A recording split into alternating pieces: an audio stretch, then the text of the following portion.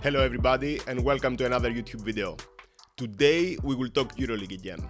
Specifically, let's talk about the fourth game of the playoff series between Real Madrid and Partizan. As always, we will use some numbers together with some game footage to be able to understand what happened. Let's see what we have.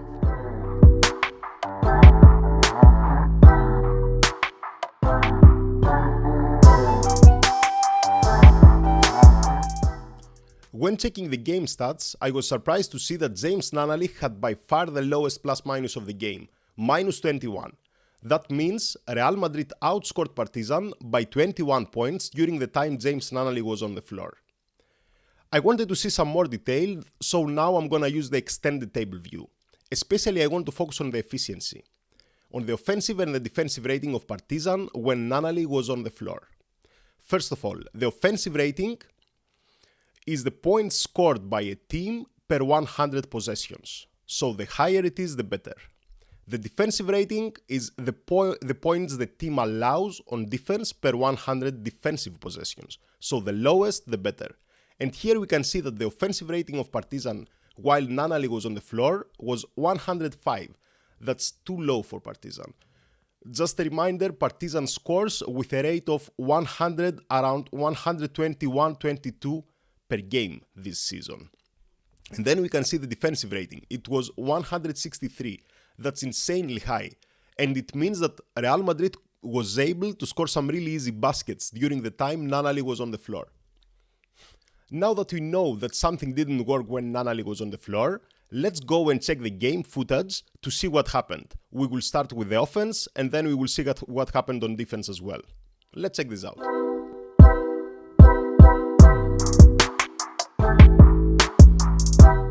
James Nunnally took 10 shots during that game, and he only made one. I have collected a series of images with all these shots, and I have James Nunnally highlighted under the big red arrow. Let's go through them and see what happened.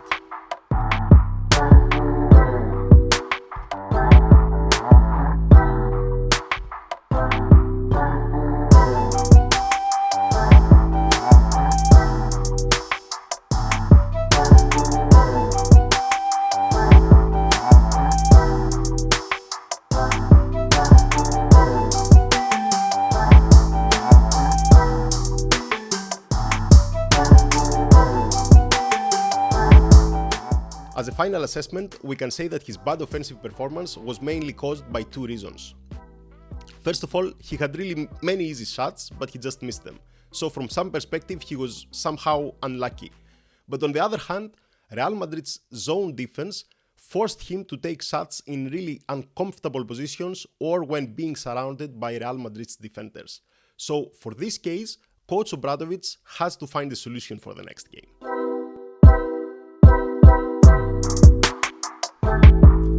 Let's move on to the defense now, and let's see what happened when James Nunnally was the main defender against Real Madrid's offensive actions, mostly pick and rolls and cases when he had to protect the weak side.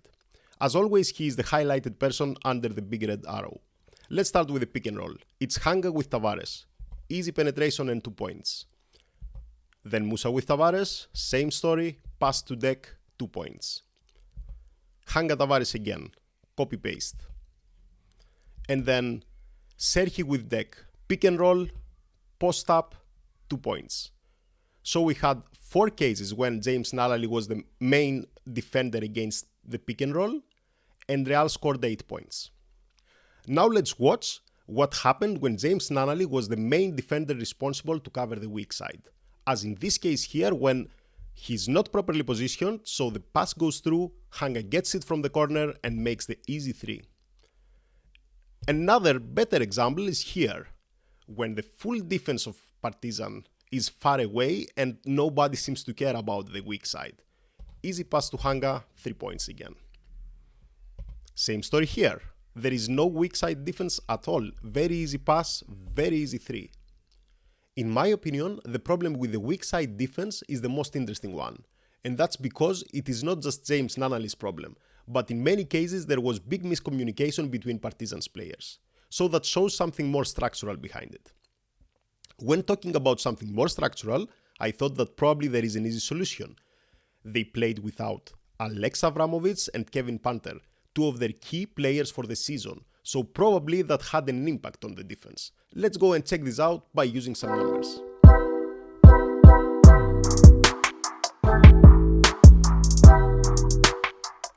I am now using the 3Steps Basket Pro website, obviously, to check some aggregated statistics for Partizan. As we said, we want to know what happens when Kevin Panter and Alexa Avramovic are not there for them.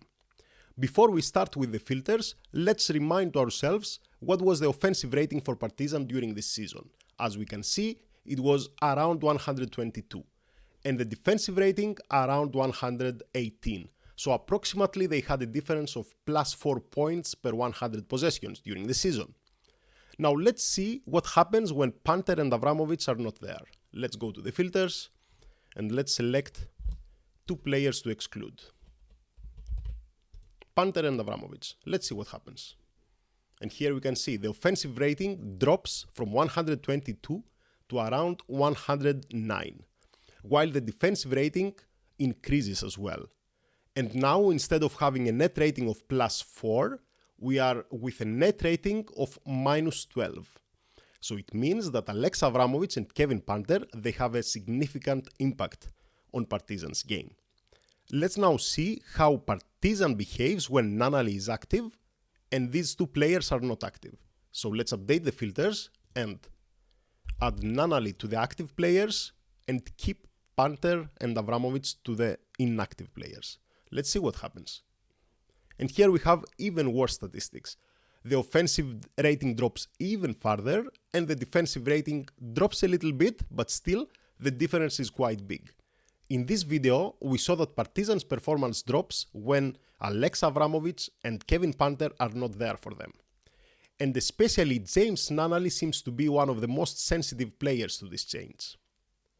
That all gives an explanation of what happened in the last game between Partizan and Real Madrid. What do you think is gonna happen in the last game? Who is gonna win the series? Let us know in the comments below. As always, thanks for your time and enjoy!